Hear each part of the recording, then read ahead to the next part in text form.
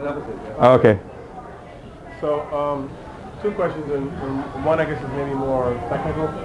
So, when the church makes like proclamations about indulgences or what have you, or or I remember when I had a chance to go to Rome, like if you go up the steps of Scala Santa, if you go up right on your knees, and you get a year off from purgatory or something. I mean, how do they come up with these formulas in terms of like, because quite honest, I'll be honest, I saw those steps and I said, I'll take a year. And, but I mean, so do you have like? I think when it comes to the time, I think it's more like a symbolism. Into like, okay, this is, you got like a lot, or you got like a little, because there's some indulgences. Like, for example, I have a painting in my office that does not belong to me; it belongs to the seminary. But St. Pius X gave it to the seminary in like 1907, and it has a little plaque that he attached a 300-day indulgence every time that you pray 3 Hail Marys in front of it. And so it's 300 days, 300 days a day, but it's all symbolism, So it's a year, it's less than, but it's all like a symbolism that you, the thing is that there is such a thing as indulgence though. Because indulgence is a good thing to come up to realize. Indulgence, yes. Has it been abused in the church?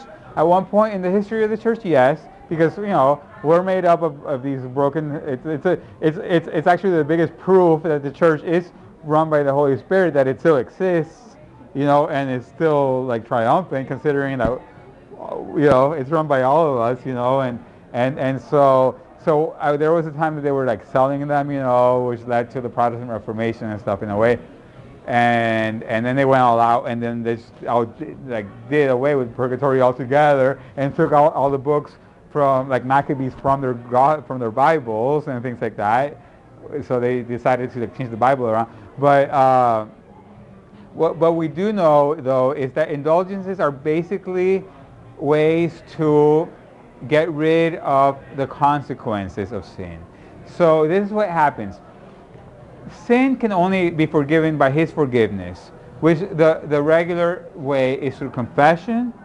It's also through the when we have, for example, the apostolic blessing, when a person is dying and we give them the last rites, and there's the forgiveness that goes there. But we also have to remember that God is not bound to the sacraments. The sacraments are His more effective way, and yet He's not bound to them. So our church doesn't believe that someone that is a Buddhist or a Hindu or cannot go because they don't get the sacraments. If they have we believe that they're saved because of Jesus, but they can all go without the sacraments into heaven if they had the right intention and the right will to love God and to love the second commandment, one another. But so the sins are forgiven by Him, but the consequences are another story, and that's what indulgences are. Indulgences are the way to get rid of the effects of sin. So, for example, which is what happens in purgatory in our purification process, whenever we sin, we get more and more distorted and attached to things that are not right, and our souls, for lack of a better word, gets less and less shiny, and less what it's meant to be. And so, through our indulgences, it comes back, and the consequences are paid off, because if you break this glass right now, and then the owner of this place comes and he forgives you, and you're like, I'm so sorry, I don't know what I was thinking when I broke the glass, I'm really, really sorry. He can forgive you, but someone still has to pay the money to replace the glass. And so that is what indulgences are for, It's for the consequences of sin, not the sin itself.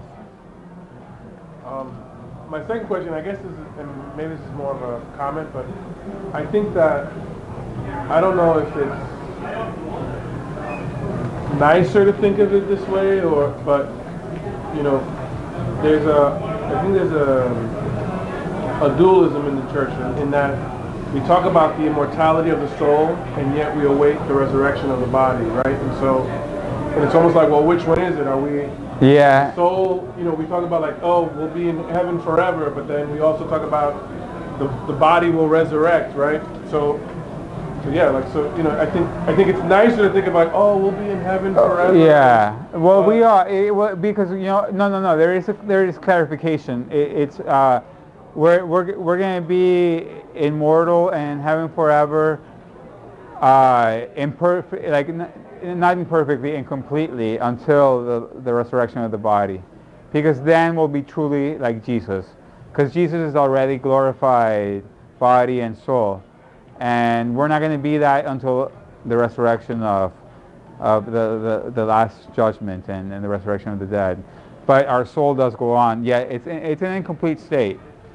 And sometimes I have to say the wording can be a little bit off, a little bit like confusing, because like sometimes even like in some of the prayers that we even use, like in the many options that we have for like funeral prayers and everything, sometimes some of them are like for some reason they're like, yeah, we'll be in this tomb until the resurrection. Well, the body will, but the soul, and so it can be confusing to someone, to someone, you know. So it is a good question, and it is something to realize that we will be incomplete, but yet our soul will be there.